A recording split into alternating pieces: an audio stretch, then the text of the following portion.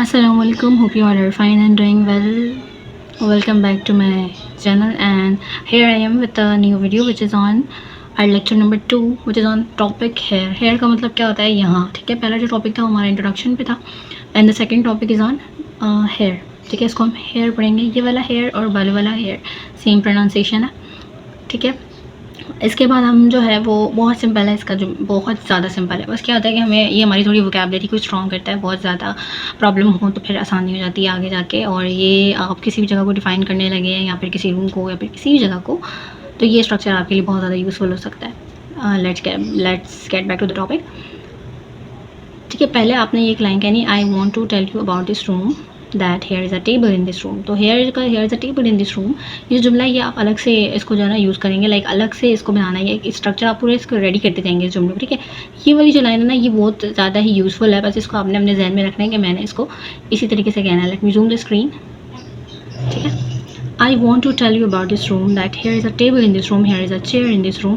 अब क्या करना है, हमने सबसे पहले जाके मैं आपने हमारी शॉर्ट वीडियो पे जाना है और जाके चेक करना है कि मैंने जो वीडियो अपलोड की हुई है जिसमें फर्नीचर और जो भी चीज़ें एसेंशियल्स होते हैं घर में, जो भी चीज़ें हैं, लाइक कोई फर्नीचर है या जो किचन की एसेसरीज़ हैं या जो भी है A to Z, तो वो सारी चीज़ें आपने एक दफ़ा यूटेंसिल्स हो गए जो भी है वो आपने अच्छे से उसको याद कर लेना है, उसकी प्रैक्टिस करनी है। उसके बाद आप जो जिस भी जगह पे जाएंगे उसे आपने अच्छे से आप कहीं पर भी डिफाइन कर सकते हैं, like hair is a chair in this room. अगर मैं और कोई जुमला बनाने लगूँ, मुझे क्या करना पड़ेगा, सबसे पहले अपनी जो सराउंडिंग है, लाइक जहाँ मैं बैठी हुई हूँ, बिलफर्ज में किसी कमरे में बैठी हुई हूँ, तो मैं क्या करूँगी कि सबसे पहले उस रूम को अच्छे से मैं देखूँगी, बिल्कुल केयरफुली मैं हर जगह देखूँगी कि उसमें क्या क्या है। Like hair is a fan in this room, here is a saver in this room, here is a ventilator in this room, here is a clock in this room, ठीक है। here are books हो जाएगा, ठीक है।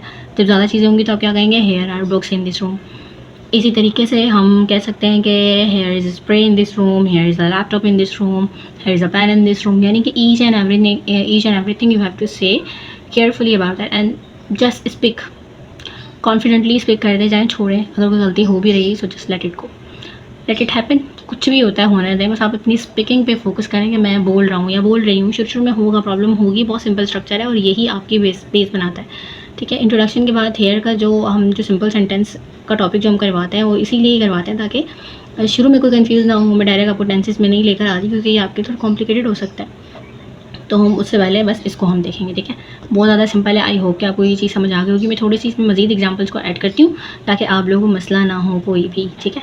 अब जो मैं अपनी जहाँ जहाँ देखूँगी ना वहाँ वहाँ वो चीज़ मैं लिखती जाऊँगी, चाहे वो छोटी चीज़ है चाहे वो कोई बड़ी चीज़ है। बस आप लोग स्क्रीन पर नज़र रखें।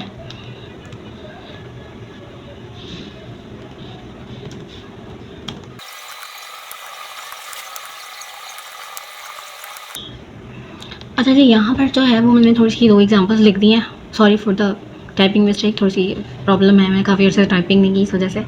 अच्छा जी, here are books in this room, ठीक है। सिंगल चीज़ के लिए, सिंगल थिंग के लिए आप इसका यूज़ करेंगे और कहीं अगर कोई नहीं समझ आ रहा तो आप ए यानी कि जो है वर्ड वो आप ना लगाएं।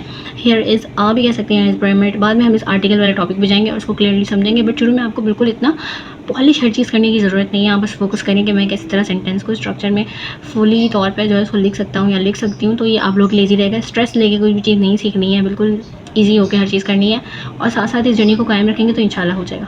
Hair are floor questions in this room, आपने जिसको हम कहते हैं उसमें गाँव तक किया जो होता है, ठीक है। मजलिसों में या फिर पठानों के खसूसी तौर पर एक बना हुआ होता है, एक रूम सा बना हुआ होता है। अब तो हर घर में ही कॉमन है, खैर।